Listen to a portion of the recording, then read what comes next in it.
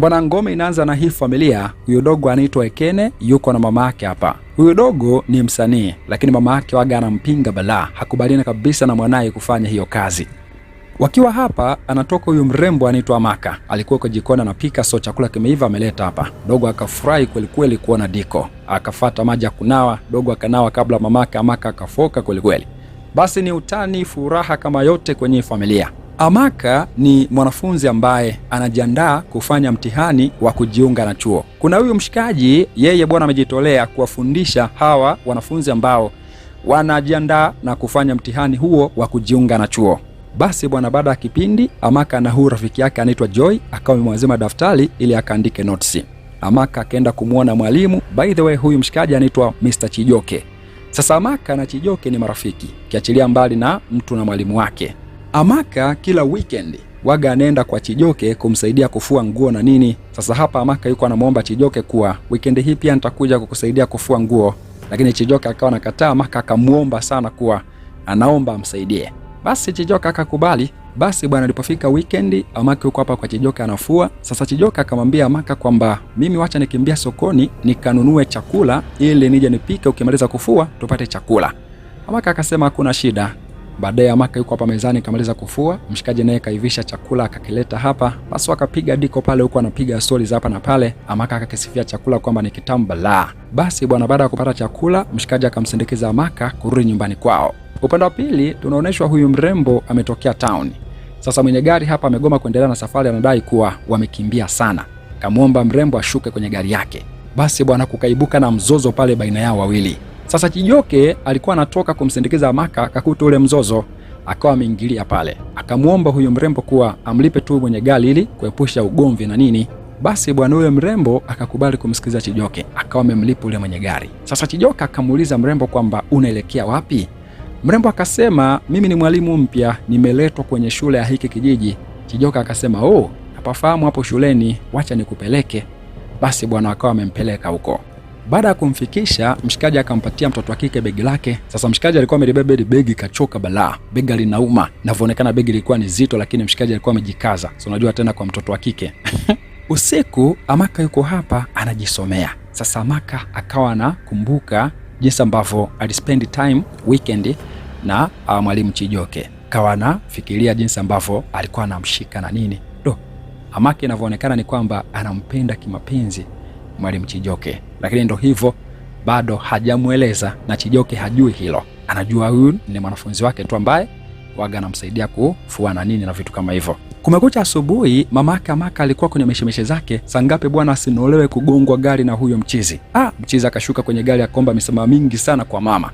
Mama akasema wewe vipi wewe? Unataka kuniua?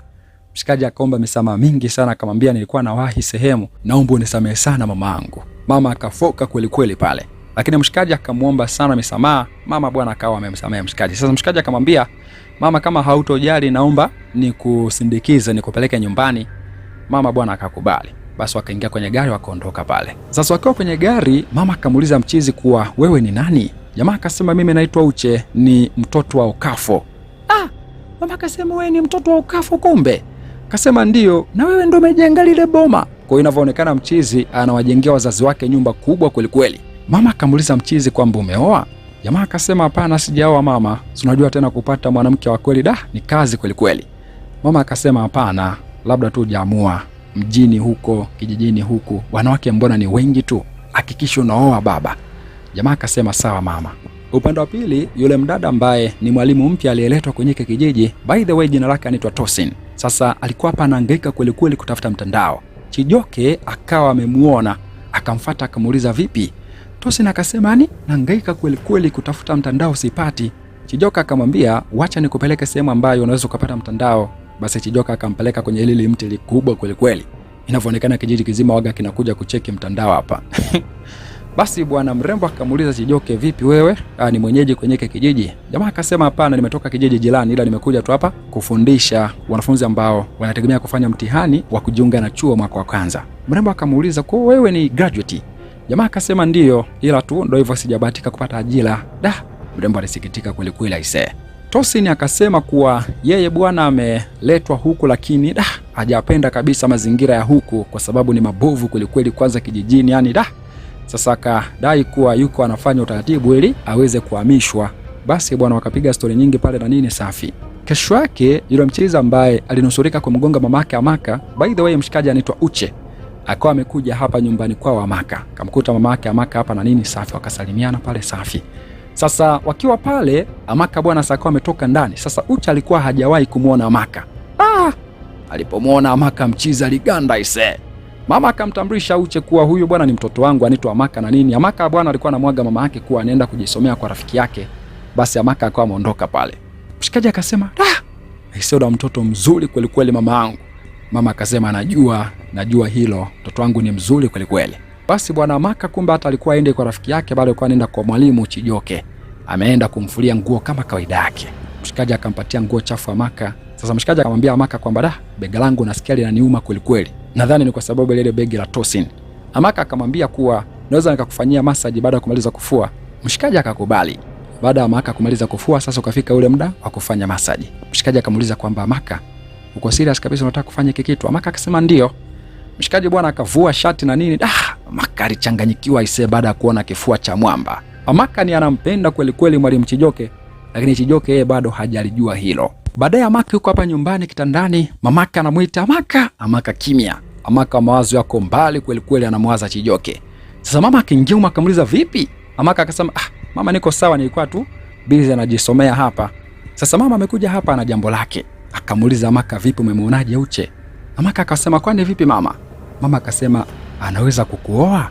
Amaka akasema mama tafadhali, kwa sasa niko busy na focus na mambo ya chuo. Mambo ya kuolewa mama mimi sitaki mama, naomba niache. Mama akasema basi, akawa ameondoka pale. Mama bwana anataka mwanae aolewe na Uche ise. Kashampenda. Kashamuona ni kijana fulani hivi, pesa ipo na nini safi. Kesho yake Chijoke akawa ameenda kwenye ule mti ambao mtandao upo, akamkuta Tosin hapa. Jamaa akasema, kumbe uko hapa? Tosin akasema ndio, niko na shughulikia swala la mimi kuhamishwa kwa sababu haya mazingira mimi sijayapenda kabisa. Mshikaji akamwambia kwamba labda ungejipa muda kidogo, haya mazingira ni mazuri tu. Lakini Tosin akasema hapana, mimi haya mazingira siwezi kuishi. Mshikaji akamwambia kwamba sasa ngoja nikutembeze kidogo uangalie mazingira tofauti ya hiki kijiji. Basi wakawa wameondoka pale. Sasa wakiwa misele, sangapi bwana Amaka siwaone. Amaka alishtuka. Anampenda kweli kweli Chijoke. Alafu anamuona Chijoke yuko na mwanamke mwingine. Amaka akairisha hata alikokuwa anaenda, akarudi nyumbani aisee. Kesho yake darasani Chijoke huko hapa anafundisha. Tosin bwana sasa amekuja pale, akampa hai Chijoke na nini. Sasa Amaka anageuka hivi, anamuona Tosin pale mlangoni. Mwanamke ambaye alimuona siku ya jana akiwa na Chijoke. Baada ya kipindi Chijoke akatoka na Tosin, wanapiga story, wanacheka na kufurahi na nini. Amaka yuko pale kwa nyuma anawaangalia kwa hasira kweli kweli. Anaumia vibaya. Joy akawa anajaribu kumsemesha Amaka, lakini Amaka hata amjali kabisa Joy. Akili yake imevurugwa na ukaribu wa Chijoke na Tosin. Amaka aliporudi nyumbani akamkuta mama yuko na Uche hapa. Sasa mama akamuomba Amaka kwamba akae azungumze kidogo na Uche. Unajua tena mama ameshatamani Uche amuoe Amaka. Sasa mama akamchukua dogo akaondoka pale. Lakini mazungumzo ya Uche na Amaka hayakuwa safi kabisa. Kwa sababu kwanza Amaka hataki ya mambo ya kuolewa, lakini pia amevurugwa huko alikotoka na mwanaume ambaye anampenda kweli kweli Chijoke.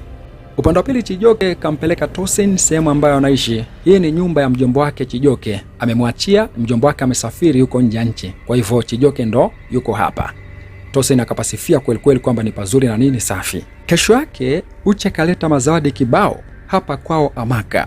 Sasa mama na dogo anafurahi kweli kweli, lakini Amaka hana raha hata kidogo, kwa sababu anajua haya mambo yote mlengwa ni yeye. Lakini yeye ndo hivyo, anampenda mwanaume mwingine Chijoke. Baadaye Amaka akaenda kwa Chijoke. Sasa akakuta Chijoke ndo anatoka. Chijoke alipomwona Amaka akamuuliza vipi? Jamaa yuko serious kweli kweli. Amaka akasema nimekuja kukusaidia kufua nguo. Chijoke akasema leo hapana, mimi natoka. Amaka akasema hakuna shida, utanikuta. Jamaa akasema hapana, wewe rudi nyumbani. Mimi natoka na sijui nitarudi saa ngapi. Mrembo bwana akawa ameondoka pale. Amehuzunika kweli kweli ise. Jamaa akamtolea nje tena kikatili kinyama. Tofauti kabisa na siku zote. Baadaye tunaoneshwa Chijoke yuko na Tosin. Ekene bwana mdogo wake Amaka sakawa amewaona. Dogo akashangaa kweli kweli aisee. Dogo aliporudi nyumbani akamkuta dada yake Amaka hapa. Dogo bwana sakamwagia kila kitu dada yake. Akamwambia kuwa yule boyfriend wako sijui ndo mwalimu wako Chijoke. Nimemuona yuko na mwanamke mwingine, wanakisi, wanahagi, wanafanyaje mambo mengi kweli kweli. Dogo akaongeza chumvi balaa. Aisee, ile kitu Amaka ilimpiga. Alafu dogo ndo kwanza anazidi kuongea na kuoleza kweli kweli. Amaka bwana akamfukuza dogo pale. Kaumia balaa. Kesho yake Amaka akaenda kwa Chijoke. Amefika hapa anagonga mlango, anashangaa, anafungua Tosin aisee. Tosin akamuuliza nikusaidie nini? Amaka akasema basi nilikuwa nimekuja kumcheki Chijoke lakini kama hayupo basi, akaondoka pale. Mazito. Usiku Amaka yuko hapa analia kweli kweli aisee. Dogo lake akawa amekuja hapa akamkuta Amaka analia kweli kweli aisee. Sasa dogo akajua kabisa kuwa dadaka analia kwa sababu ya Chijoke. Dogo bwana akaanza kumtia moyo pale dadake, anamwambia dada, upaswi kulia kwa sababu ya huyo mjinga. Mtu mwenyewe hata akufai kabisa. Wewe ni bora kuliko yeye. Dogo akamsifia kweli kweli dadake pale. Basi bwana Amaka kidogo tabasamu likarudi na nini safi. Kesho yake Amaka akiwa hapa, mama akaja hapa akasema Amaka, Ucha ameomba atoke na wewe outi. Amaka alishangaa kweli kweli. Mama akasema tafadhali usikatae, mkubalie. Basi bwana Amaka akawa na ujanja akakubali. Basi wakaondoka kwenda kwenye hiyo outi ambayo Ucha ameomba atoke na Amaka. Sasa wakiwa njiani, Amaka akamuuliza Uche kwamba hivyo unataka nini? Ucha akasema mimi nakupenda sana Amaka, nahitaji nikuoe uwe mke wangu. Sasa kipindi wanaendelea mazungumzo, sangapi Amaka asimuone Chijoke yuko na Tosin aisee. Pale Amaka akamwambia Uche kwamba nirudishe nyumbani. Uche akauliza vipi? Amaka bwana sakataka kushuka kwenye gari. Ucha akasema hakuna shida, wacha nikurudishe nyumbani. Jamaa akageuza gari akarudisha nyumbani mtoto hakika aisee. Amaka amefika akashuka kwenye gari akaingia ndani. Ucha naye hata kutaka kushuka kwenye gari akaondoka pale. Mama na dogo anashangaa kweli kweli, wakamfuata Amaka wakamuuliza vipi? Amaka kutaka kusikia lolote kutoka kwa yeyote akaondoka pale. Mama akasema what? Mimi naongea wewe unaondoka? Amaka akaenda moja kwa moja mpaka kwa Chijoke. Sasa Chijoke alikuwa hayupo, amerudi akamkuta Amaka hapa. Akamuuliza vipi Amaka? Amaka akasema nimegombana na mama yangu kwa sababu yako. Chijoke akasema what? Kwa nini? Amaka akasema mama yangu analazimisha niolewe na mwanaume nisiyempenda, lakini mimi hisia zangu ziko kwa mwanaume mwingine kabisa, na mwanaume huyo ni wewe. Amaka akasema Chijoke, mimi nakupenda sana. Siku zote nimekuwa nikijitahidi kuwa karibu na wewe, ni kwa sababu nakupenda sana. Nahitaji niwe na kuona, nahitaji niwe karibu yako, nakupenda mno. Chijoke alikaa kimya aisee. Amaka akasema Chijoke, usikae kimya. Why unakaa kimya? Au ni kwa sababu ya yule mwanamke? Chijoke akasema Amaka, mimi sina cha kuongea. Aisee, ilikuwa ni pigo kubwa sana kwa Amaka aisee. Kwa kusema hivyo it means kwamba Chijoke design kama yuko kwenye mahusiano na yule mwanamke. Amaka akawa ameondoka pale aisee. Ameumia balaa. Mwanaume aliyempenda hajaonesha kumpenda pia. Lakini Chijoke akabaki na mawazo kweli kweli. Mpaka nyakati za usiku mchizi huko hapa na mawazo balaa. Yaani mchizi ni kama vile ameshindwa kuchagua sasa kwamba aende kwa nani kati ya Tosin au Amaka. Kesho yake darasani mchizi amuoni Amaka. Akamuuliza rafiki yake Joy vipi? Joy naye akasema hata mimi sijui nini kimemsibu, lakini sina taarifa zake pia. Mchizi alishangaa kweli kweli. Baada ya siku kadhaa, siku moja Chijoke akakutana na Amaka hapa. Sasa kwa bahati mbaya Amaka akawa amedondosha pesa. Mchizi akaokota akampa Amaka. Amaka hata kutaka kumsalimia Chijoke akaondoka pale. Mtoto hakika hataki kabisa mazoea na mchizi. Lakini wote wakawa wanaangaliana kwa kuibiana aisee. Baadaye mchizi huko hapa na Tosin. Sasa Tosin akawa anapiga stori na Mwamba, lakini jamaa anaonekana mawazo yake yako mbali kinyama. Tosin akamuuliza vipi? Mshikaji akasema safi, nilikuwa nawaza tu kesho nitaenda kuwafundisha nini wanafunzi wangu. Siku moja Amaka alikuwa ametoka amerudi nyumbani akamkuta Ucha hapa. Sasa Ucha akamwambia Amaka kwamba usijali, mimi leo niko hapa kwa ajili ya mama yako, siko kwa ajili yako. Amaka bwana akaja hapa akamwambia Uche kwamba naomba kwanza unisamehe sana kwa kile kilichotokea siku ile, lakini pia kama hautojali naomba tutoke outi kwa mara nyingine tena. Uche alishangaa kweli kweli. Kamwambia uko serious? Amaka akasema ndio. Amaka bwana kaanza kurudisha mazoea kwa Uche baada ya kuona kwa yule Mwamba hakueleweki. Basi bwana wakatoka outi na wakaenjoy kweli kweli. Baadaye wamerudi nyumbani, Amaka akamshukuru sana Uche kwa outing, lakini pia kwa vitu ambavyo amemnunulia. Basi safi kabisa, sasa hivi mazoea yanaenda na jengeka taratibu. Kesho yake Amaka akiwa hapa, rafiki yake Joy akawa amekuja hapa, akamwambia Amaka, vipi, mbona kimya, darasani huji? Amaka akasema, mimi tena siendelei na masomo, mimi bwana nimeamua kuolewa. Joy alishangaa kweli kweli, lakini ndo hivyo, Amaka akashafanya maamuzi, anataka kuolewa na Uche.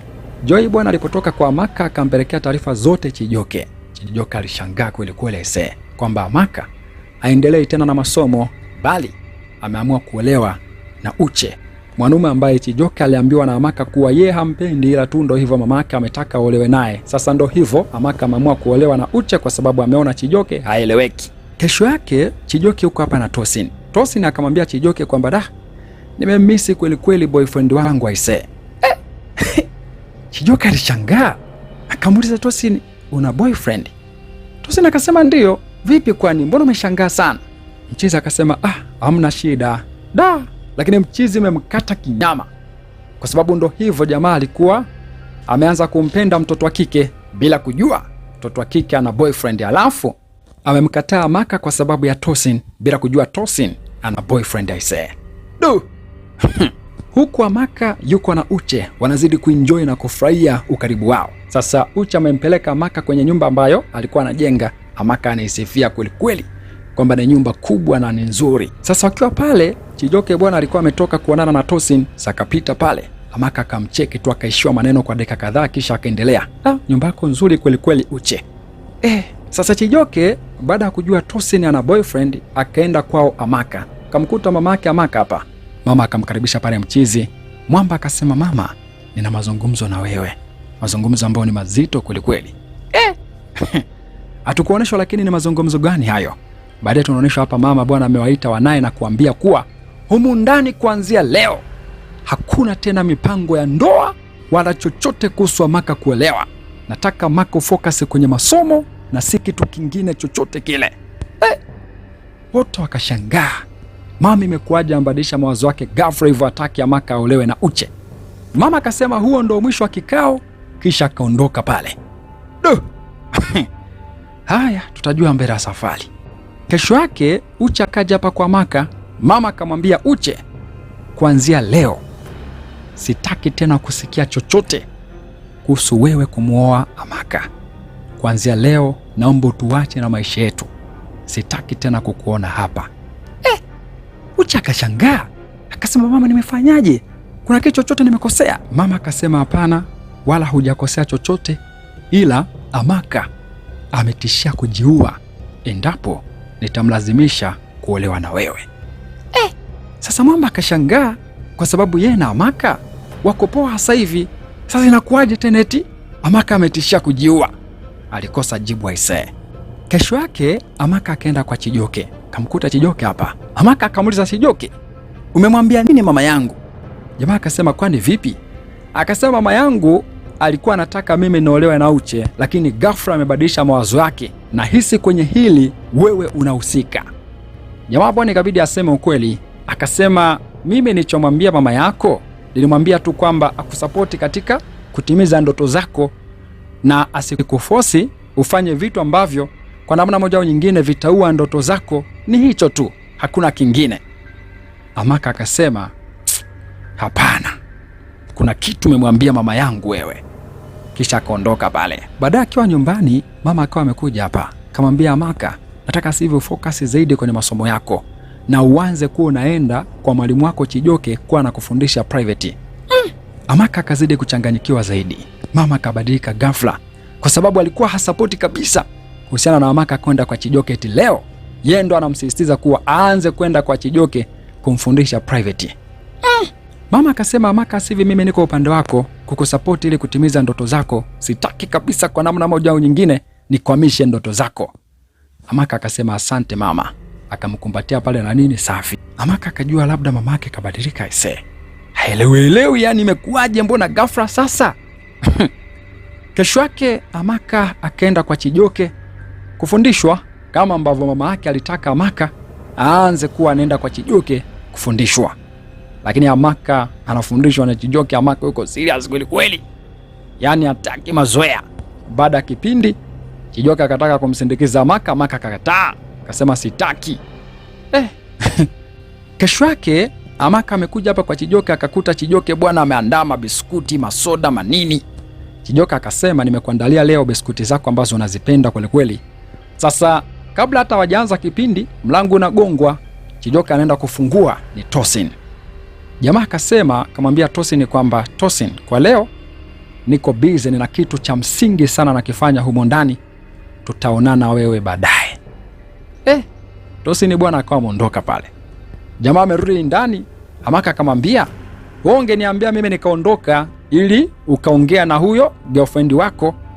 Jamaa akasema, ndio maana nikamwambia nina kitu cha msingi sana humo ndani ambaye ni wewe.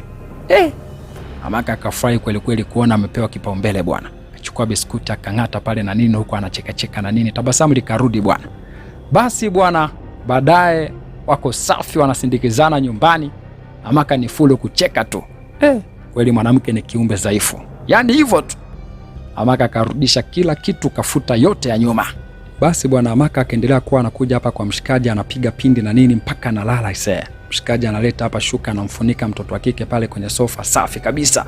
Baada ya siku kadhaa, siku moja Chijoke akakutana na Tosin hapa kwenye mti wa mtandao. Tosin akamwambia Chijoke kwamba nina furaha kweli kweli, nimeweza kufanikiwa ombi langu lile la kubadilishiwa shule. Kwa hivyo muda si mrefu mimi nitaondoka kwenye hiki kijiji. Chijoke akawa na cha kuongea zaidi tu ya kumpongeza na kumtakia heri huko aendako. Upande wa pili, Amaka amekutana na Uche hapa. Uche akamuuliza Amaka, vipi unaendeleaje? Amaka akasema niko safi. Uche akamwambia Amaka kwamba mama yako aliniambia kuwa ulikuwa eti unataka kujiua kisa mimi kutaka kukuoa wewe. Amaka akasema what? Uche akasema ndio. Kwani mama yako alinidanganya? Amaka akatoka pala anakimbia mbio mbio mpaka nyumbani. Kafika akamwambia mama, ulimwambia kitu gani Uche? Mama akasema kwani nini? Amaka akasema ulimwambia eti mimi nataka kujiua kisa kuolewa na yeye? Mama akasema ndio. Mimi aliniambia Chijoke kwamba wewe ulikuwa unataka kujiua endapo mimi ningekulazimisha uolewe na Uche. Amaka akatoka pale tena akaenda mpaka kwa Chijoke. Akafika akamwambia Chijoke, wewe ni wa kumwambia mama yangu kwamba eti mimi nataka kujiua kisa mimi kuolewa na Uche? Jamaa akasema, mimi nilifanya hivyo ili kukusaidia wewe kutimiza ndoto zako za kujiunga na chuo, lakini pia lile ombi lako la kwamba unanipenda mimi, hata mimi nakupenda pia, nakupenda sana Amaka. Amaka akasema, vipi kuhusu mwanamke wako Tosin? Jamaa akasema, Tosin ana boyfriend wake, ana mchumba wake.